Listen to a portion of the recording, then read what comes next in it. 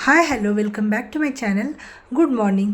सकाळची वेळ आहे. सकाळचे नाश्ते वगैरे झाले. त्यानंतर मला दुपारी स्वयंपाकासाठी ना मिश्रांनी चिकन आणून दिलं होतं. त्यांना सुट्टी असली की नॉनव्हेज खायचं त्यांची इच्छा असते.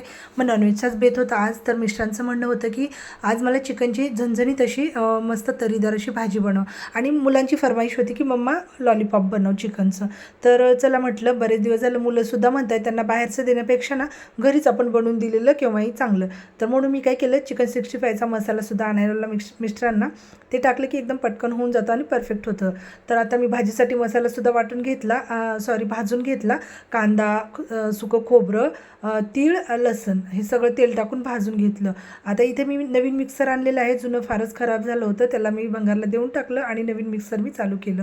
तर आता इथे मसाला थंड झाला की मसाला चांगला बारीक अशी पेस्ट करून घेतली, तो वाटून घेतला.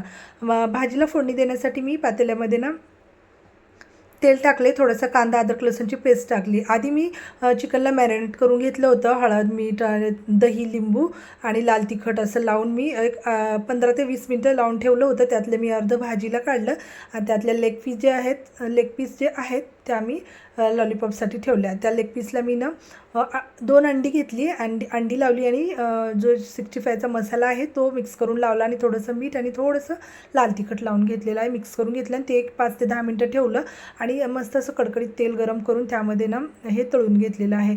चांगलं ब्राऊन असं लालसर होईपर्यंत, असं कुरकुरीत होईपर्यंत तळून घेतलं. मस्त बाहेरच्यासारखं परफेक्ट असं बनलं होतं चिकन लॉलीपॉप. मुलांनासुद्धा खूप आवडलं. तर कशी वाटली ही आजची चिकनची पूर्णच थाळी? तर आवडल्यास लाईक, शेअर, सबस्क्राईब करा. पुन्हा भेटूया एका अशा छानशा व्हिडिओसोबत. Bye bye.